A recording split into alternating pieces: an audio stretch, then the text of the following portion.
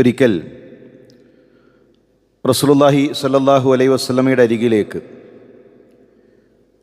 ജിബ്രീൽ അലൈഹിസ്സലാം കടന്നു വന്ന് ജിബ്രീൽ നൽകുന്ന ചില ഉപദേശങ്ങൾ മൂന്നോളം സ്വഹാബികളിൽ നിന്ന് അത് റിവായത്ത് ചെയ്യപ്പെട്ടിട്ടുണ്ട്.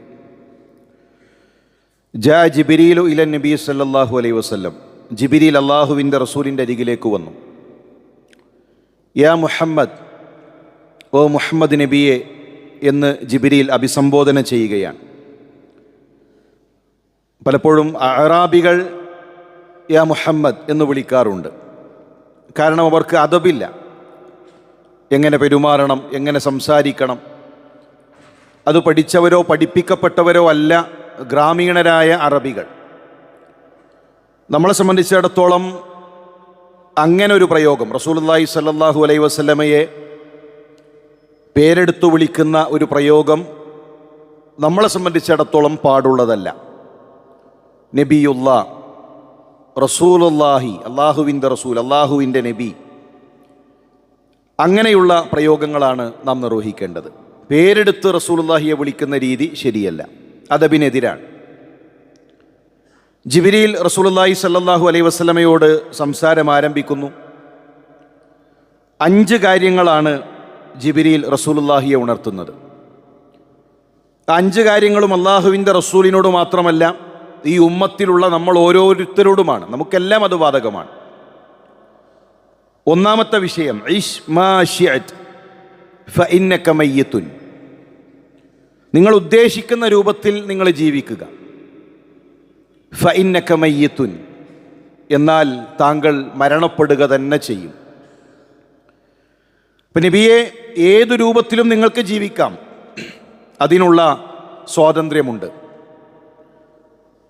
പക്ഷേ ഈ ദുനിയാവെന്നുള്ളത്, ആ ദുനിയാവിലെ ആസ്വാദനങ്ങൾക്ക് പരിധിയുണ്ട്, ദുനിയാവിലെ സുഖങ്ങൾക്ക് പരിധിയുണ്ട്. ഫഇന്നക മയ്യിത്തുൻ, മരണപ്പെടാനുള്ളതാണ് നബിയെ. ഒരു ദിവസം മരണമെന്ന അതിരി നിങ്ങളെ തേടിയെത്തും. നമ്മളും ആലോചിക്കേണ്ടത് അത് തന്നെയാണ്. ഇവിടെ എങ്ങനെയും നമുക്ക് ജീവിക്കാം, സമ്പത്തും സൗകര്യങ്ങളും എല്ലാം വരുമ്പോൾ അധികാരത്തിൻ്റെ കൂടെ, സമ്പത്തിൻ്റെ കൂടെ ദുൽമും നമ്മളിലേക്ക് കടന്നു വരും.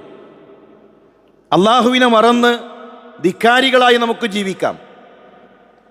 പക്ഷേ ഈ ദുനിയാവിലെ ജീവിതം അത് ശാശ്വതമല്ല. നമ്മളിവിടെ അനുഭവിക്കുന്ന ഏത് സുഖങ്ങൾക്കും പരിധിയുണ്ട്. ആ മരണത്തെ കണ്ടെത്തുന്നതുവരെയാണ് നമ്മുടെ സകല സുഖങ്ങളും സകല ആസ്വാദനങ്ങളും. അബുൽ അത്താഹിയ അദ്ദേഹത്തിൻ്റെ കാലഘട്ടത്തിലെ രാജാവിൻ്റെ കൊട്ടാരത്തിൽ ചെന്ന് ആ കൊട്ടാരത്തെ വർണ്ണിക്കുന്നുണ്ട്. ഇഷ് മാ ബദാലക സാലിമൻ ഫീ ളില്ലി ഷാഹിഖത്തിൽ ഖുസൂരി, ആ രാജകീയമായ കൊട്ടാരം നോക്കി അറിയപ്പെടുന്ന ചരിത്രത്തിലൊരു കവി ആ കൊട്ടാരത്തെ വർണ്ണിച്ചുകൊണ്ടിരിക്കുകയാണ്. അവിടെ നിങ്ങൾ ഏറ്റവും സുഖത്തോടുകൂടെ, ഏറ്റവും സൗകര്യങ്ങളോടുകൂടെ നിങ്ങൾ ഈ കൊട്ടാരത്തിൽ ജീവിക്കുക. അതിനുശേഷം ആ കൊട്ടാരത്തിൻ്റെ സൗകര്യങ്ങൾ അത് ഓരോന്നങ്ങനെ അദ്ദേഹം വർണ്ണിച്ച് അവസാനം ആ കവിതയിൽ അദ്ദേഹം പറയുന്നൊരു വാക്കുണ്ട്, ഫഇദൻ നുഫൂസു തഖഅഖഅത്, എന്നാൽ ഒരു ദിവസം വരാനുണ്ട്, ഇവിടെ നല്ല സുഖം നിറഞ്ഞ ശീതീകരിച്ച റൂമുകളുണ്ടെങ്കിലും, നല്ല മെത്തകളുണ്ടെങ്കിലും, ഭക്ഷണങ്ങളുണ്ടെങ്കിലും, സൗകര്യങ്ങളുണ്ടെങ്കിലും, എത്ര വലിയ കാറും ബംഗ്ലാവും നിങ്ങൾക്കുണ്ട് എങ്കിലും ഒരു ദിവസം വന്നെത്താനുണ്ട്, റൂഹ് നിങ്ങളുടെ തൊണ്ടക്കുഴിയിലേക്ക് എത്തുന്ന ദിവസം. നിങ്ങളുടെ റൂഹ് നിങ്ങളുടെ തൊണ്ടക്കുഴിയിലേക്ക് എത്തുന്ന ഒരു ദിവസം, അത് യാഥാർത്ഥ്യമാണ്, അത് അനുഭവിക്കാനുള്ളതാണ്. ഫഹുനാക തഅലമു മൂഖിനൻ മാ കുൻത ഇല്ലാ ഫീ ഗുറൂർ, അന്നാണ് തിരിച്ചറിയുക, ഞാൻ വഞ്ചനയിലാണ്, ഞാൻ വഞ്ചിക്കപ്പെടുകയായിരുന്നു. ഈ കൊട്ടാരവും ഈ ബംഗ്ലാവും ഈ ദുനിയാവും ഈ സമ്പത്തും എന്നെ വഞ്ചിക്കുകയായിരുന്നു എന്ന് അന്നാണ് നിങ്ങൾ തിരിച്ചറിയുക. ഒന്നാമത്തെ വിഷയം, ഈ ദുനിയാവിൽ എങ്ങനെയും ജീവിക്കാം, പക്ഷേ അതിന് പരിധിയുണ്ട്. ഏത് സുഖങ്ങളുടെ പിറകെ പോയാലും ആ സുഖങ്ങൾ അതിനു പരിധിയുണ്ട്. ദുനിയാവിൽ ഒരു മരണമുണ്ട്. രണ്ടാമത്തത്, വഅമൽ മാ ശിഅത് നിങ്ങൾ ഉദ്ദേശിക്കുന്നത് പ്രവർത്തിച്ചു കൊള്ളുക. ഫഇന്നക മജ്സിയുൻ ബിഹി, ഇവിടെ എന്തും നിങ്ങൾക്ക് പ്രവർത്തിക്കാം, എന്തും നിങ്ങൾക്ക് ചെയ്യാം, എന്നാൽ റബ്ബിൻ്റെ പിടുത്തത്തിൽ നിന്ന് നിങ്ങൾ ഒഴിവല്ല. ഇവിടെ എല്ലാം ചെയ്ത് പരലോകത്തങ്ങോട്ട് കഴിച്ചിലാകാം എന്ന് കരുതേണ്ടതില്ല. റബ്ബിൻ്റെ പിടുത്തത്തിൽ നിന്ന്, റബ്ബിൻ്റെ വിചാരണയിൽ നിന്ന് കുതറി മാറാൻ നിങ്ങൾക്ക് കഴിയില്ല. പല ആളുകൾ അങ്ങനെയാണ് കരുതിയിട്ടുള്ളത്. അതൊക്കെ പടച്ചോൻ അങ്ങോട്ട് പുറത്തു തരും, പടച്ചോൻ അതൊക്കെ അങ്ങനെ വിട്ടുവീഴ്ച ചെയ്തു തരും. എന്നിട്ട് തോന്നിവാസികളായി ഇവിടെ പ്രവർത്തിച്ചു കൊണ്ടേയിരിക്കുകയാണ്. അമലുകൾ ചെയ്യുമ്പോൾ അറിയുക, പ്രവർത്തനങ്ങൾ ചെയ്യുമ്പോൾ അറിയുക, ആ റബ്ബിൻ്റെ പിടുത്തത്തിൽ നിന്ന് കുതറി മാറാൻ നമുക്ക് കഴിയില്ല. നമ്മളെക്കാൾ വലിയ ധിക്കാരികൾ കടന്നുപോയി. ഫിർഔൻ എല്ലാം ഉണ്ടായിരുന്നു. ഫിർഔനിനെ കടലിൽ മുക്കി നശിപ്പിച്ചു റബ്ബ്.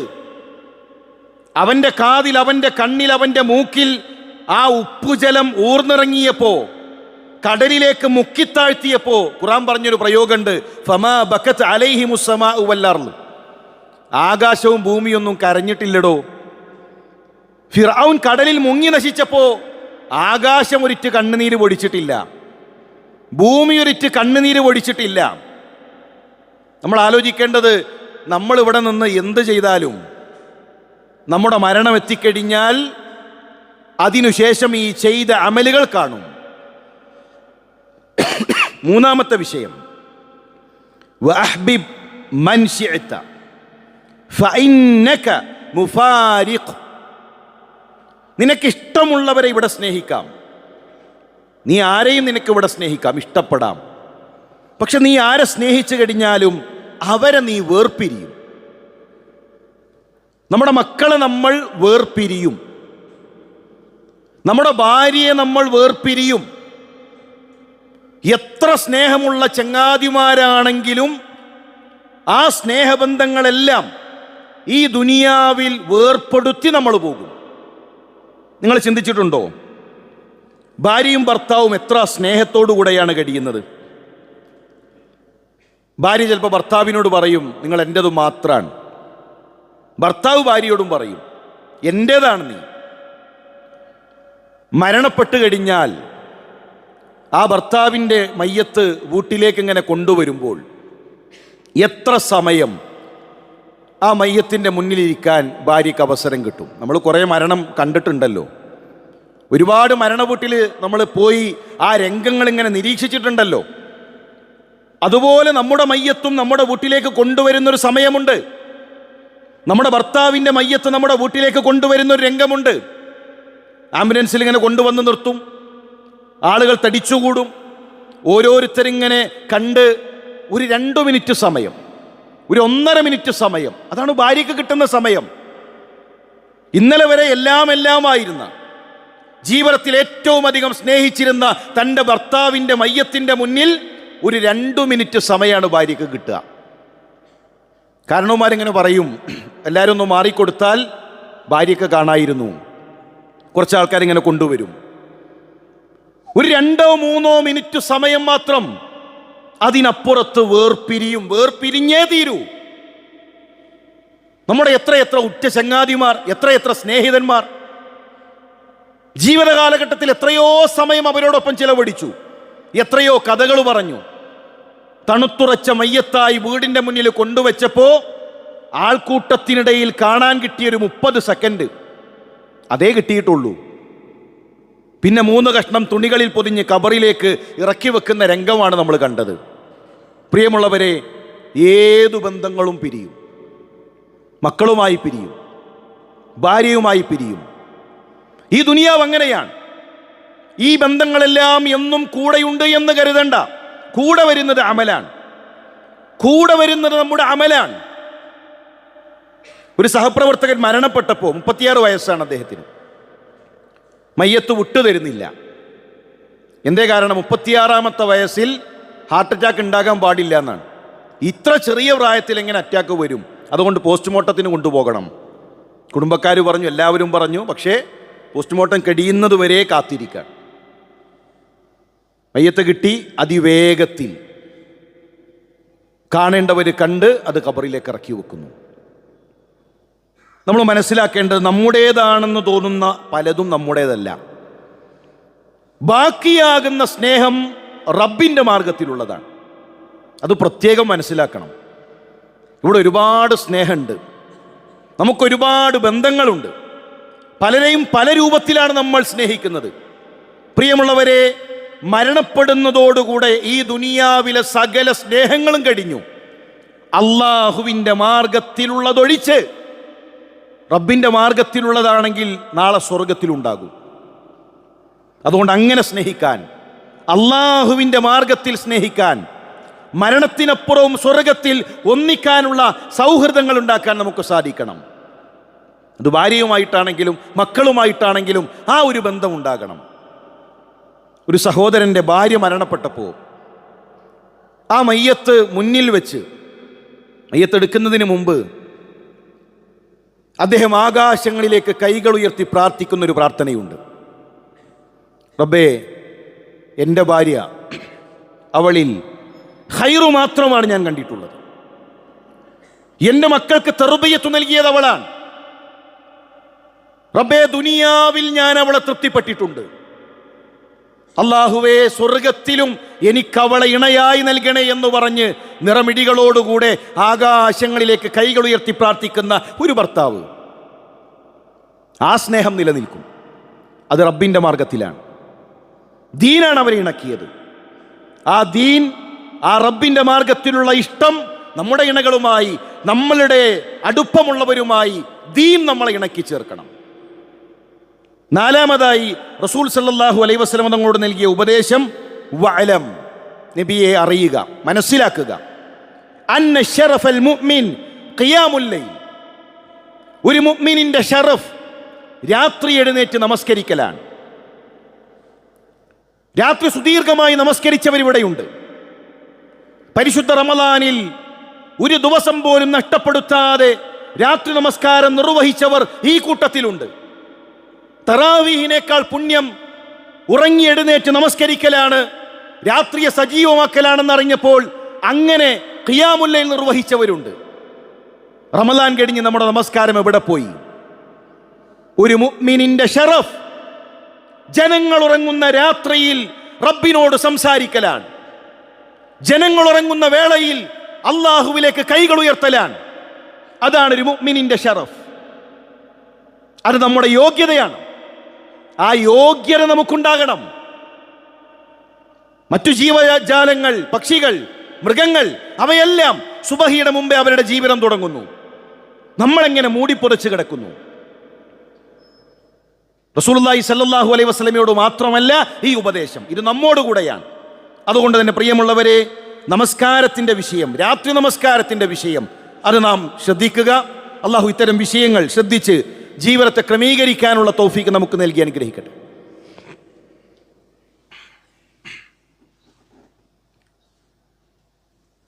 അൽഹംദുലില്ലാഹ്,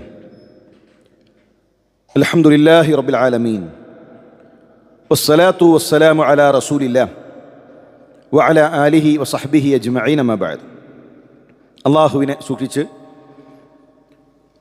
അവനെ വഴിപ്പെട്ട് ജീവിക്കണമെന്ന് ഉണർത്തുകയാണ്, വസിയത്ത് ചെയ്യുകയാണ്. 4 കാര്യങ്ങളാണ് സൂചിപ്പിച്ചു വന്നത്. 5ാമത്തെ വിഷയം, വഇസ്സഹു ഇസ്തിഗ്നാഉഹു അനിന്നാസ്. ഒരു മുസ്ലിമിൻ്റെ പ്രതാപം എന്നുള്ളത് ജനങ്ങളെ ആശ്രയിക്കാത്തതിലാണ്. എപ്പോഴും ജനങ്ങളോട് കാര്യങ്ങൾ ഇങ്ങനെ ചോദിച്ചുകൊണ്ടിരിക്കുക, ജനങ്ങളുടെ മുന്നിൽ കൈനീട്ടുക, ജനങ്ങളിൽ നിന്ന് വല്ല ഔദാര്യവും കൊതിക്കുക, ജനങ്ങളിൽ നിന്ന് വല്ലതും കിട്ടിയിരുന്നെങ്കിൽ എന്ന് ആഗ്രഹിക്കുക. അങ്ങനെ ജനങ്ങളുടെ പിറകെ പോകുന്നവരല്ല, ഔദാര്യങ്ങളുടെ പിറകെ പോകുന്നവരല്ല, ജനങ്ങളുടെ മുന്നിൽ കൈനീട്ടുന്നവനല്ല.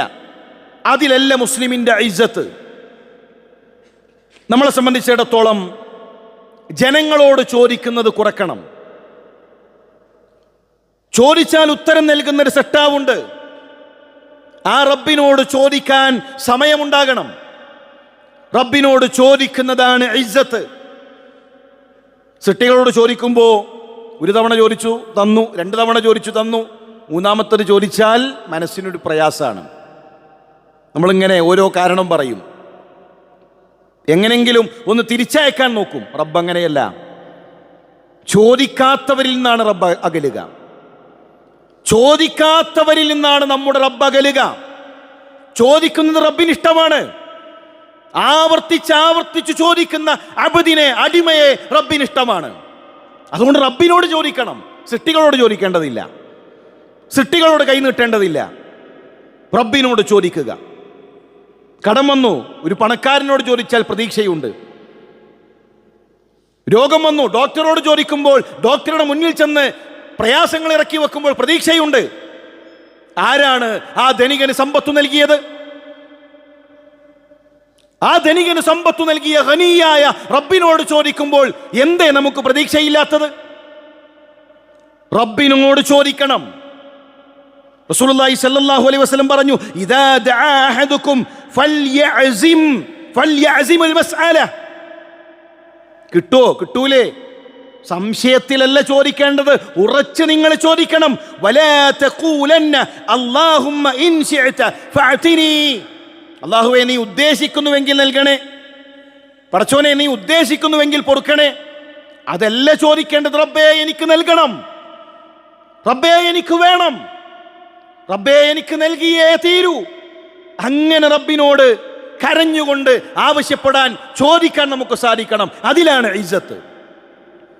ഒരു മുസ്ലിമിനെ സംബന്ധിച്ചിടത്തോളം റബ്ബിനോട് ചോദിക്കുന്നവരാകണം. ഈ 5 കാര്യങ്ങൾ ജിബ്രീൽ അലൈഹിസ്സലാം റസൂലുള്ളാഹി സ്വല്ലല്ലാഹു അലൈഹി വസല്ലമക്ക് നൽകിയ ഉപദേശമാണ്. ഈ ഉമ്മത്തിലുള്ള മുഴുവൻ മുസ്ലിം സഹോദരന്മാരോടുമുള്ള വസിയ്യത്താണ്, ഉപദേശമാണ്. അതുകൊണ്ട് തന്നെ ദുനിയാവ് നശ്വരമാണ്, ദുനിയാവിൽ മരണമുണ്ട് എന്ന ചിന്ത നമുക്കുണ്ടാകണം. ഈ ദുനിയാവിൽ ചെയ്യുന്ന ഏത് അമലുകളും അത് റബ്ബിന്റെ പിടുത്തത്തിൽ നിന്ന് കുതറിമാറാൻ നമുക്ക് കഴിയില്ല എന്ന തിരിച്ചറിവ് നമുക്കുണ്ടാകണം. എത്ര അടുപ്പമുള്ള ബന്ധുക്കളാണെങ്കിലും സ്നേഹങ്ങളാണെങ്കിലും അതെല്ലാം വേർപിരിയും. റബ്ബിന്റെ മാർഗത്തിലുള്ള ഇഷ്ടം മാത്രമാണ് ബാക്കിയാവുക എന്ന തിരിച്ചറിവ് നമുക്കുണ്ടാകണം. അടിമകളോട് ചോദിക്കുമ്പോഴല്ല, റബ്ബിനോട് ചോദിക്കുന്നതിലാണ് നമ്മുടെ ഇസ്സത്ത് എന്ന തിരിച്ചറിവ് നമുക്കുണ്ടാകണം. രാത്രി നമസ്കരിക്കുന്നതാണ് നമ്മുടെ യോഗ്യത എന്ന ബോധം നമുക്കുണ്ടാകണം. ഈ 5 കാര്യങ്ങൾ നമ്മുടെ അമലുകളിലേക്ക് കൊണ്ടുവരാൻ നമ്മൾ പരിശ്രമിക്കും.